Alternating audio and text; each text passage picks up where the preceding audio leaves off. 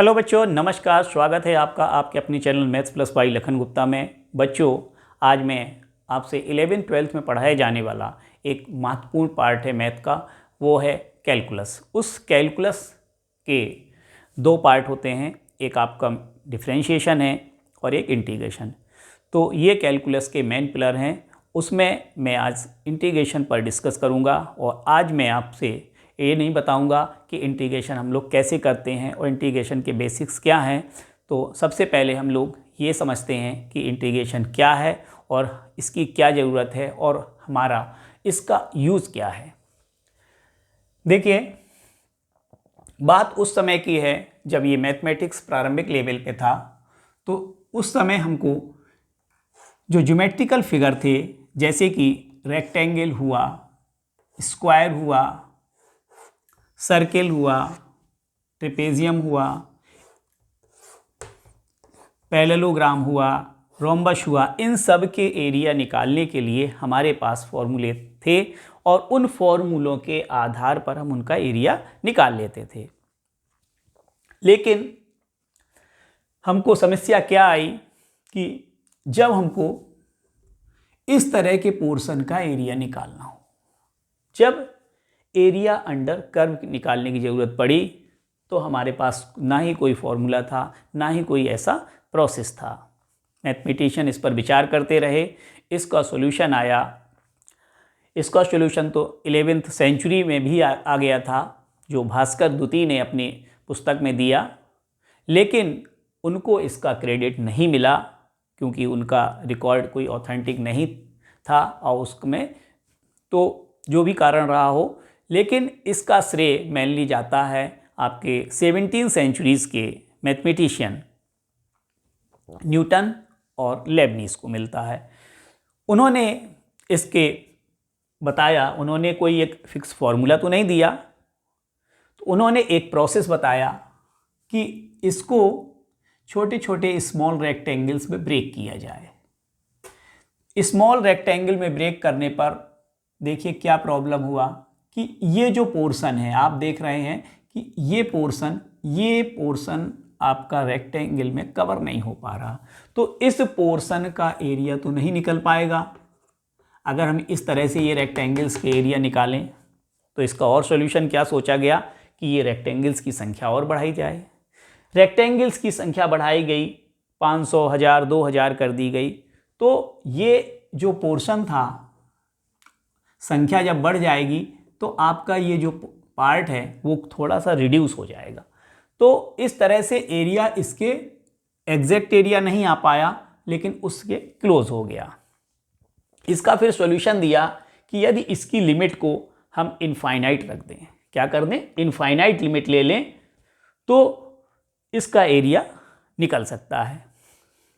तो इससे क्या है, ये देख रहे हैं आप, यहाँ पे h आपकी स्मॉल विड्थ है, ये आपकी चौड़ाई है, तो और ये एफ ए का मतलब क्या हो गया, ये एफ ए पॉइंट को अगर हम इस फंक्शन में रखें, कोई भी फंक्शन होगा, सबसे पहले फंक्शन तो आपको पता ही होना चाहिए, तो इस फंक्शन के बाद ही हम इसका एरिया इस तरह से निकाल सकते हैं। तो फंक्शन के बाद इसमें ए पॉइंट को रखा, तो ये आपकी ये वाली हाइट आ गई, ठीक है, यानी इसकी लेंथ कह सकते हैं, और ये इसकी ब्रेथ हो गई, ठीक। तो इस तरह से ऐसे a प्लस एच यहाँ पर हो गया, a प्लस 2h हो गया, a प्लस 3h, तो x ये आपका देखिए विड्थ है, और यहाँ आपका इक्वल बिट्स है, सारी इक्वल बिट्स लेंगे और उसके बाद हम इसको एरिया, तो ये h क्या है, सब में कॉमन है, इस पूरे h को हमने बाहर निकाल लिया है। ये कुछ नहीं है, ये सिर्फ एरिया ही लिखा, एरिया को ही रिप्रेजेंट कर रहा है, ठीक है।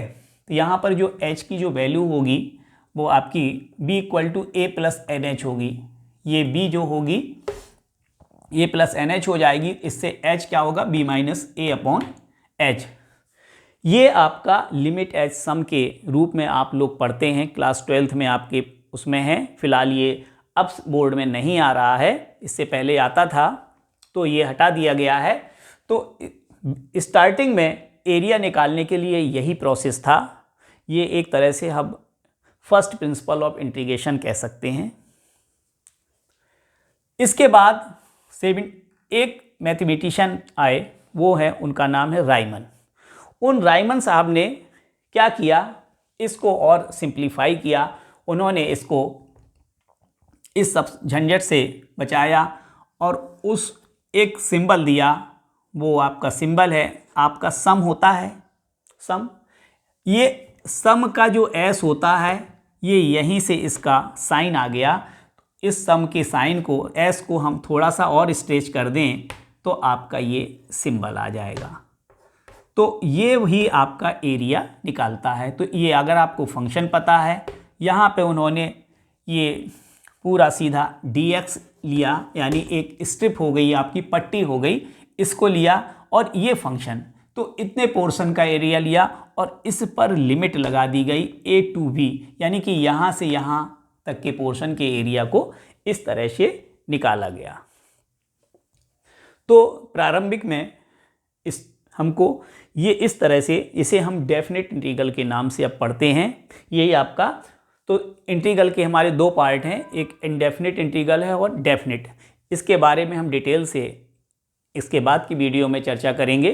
अब देखिए इंटीग्रेशन की क्या ज़रूरत हुई, क्या इससे फ़ायदे हुए। इंटीग्रेशन के बेस पे हमारे जो सबसे पहले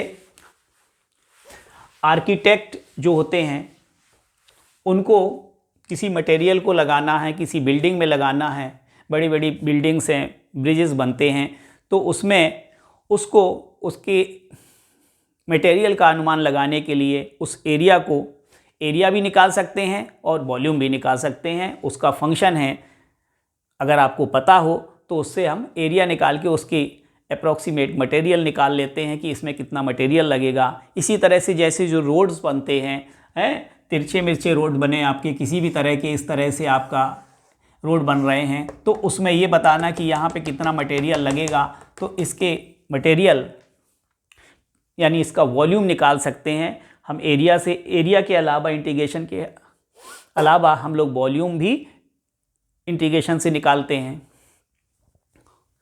इसके अलावा हमारा बैंकिंग की फील्ड में इसकी ज़रूरत पड़ी, इकोनॉमिक्स के रूप में है, मार्जिनल कॉस्ट है आपके, ये आप लोग पढ़ेंगे कुछ जो आपका कॉमर्स पार्ट है, कॉमर्स सेक्शन वाले जो बच्चे हैं वो लोग इस पे स्टडी करते हैं और बीकॉम वगैरह में आप लोग इस पे पढ़ेंगे।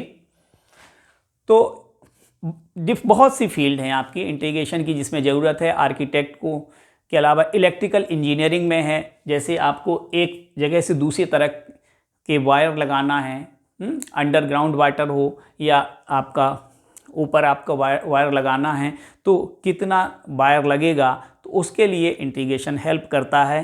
तो आज टेक्नोलॉजी में इसका तो बहुत यूज़ है, बस तो उन सब के लिए हम लोग इंटीग्रेशन पढ़ते हैं।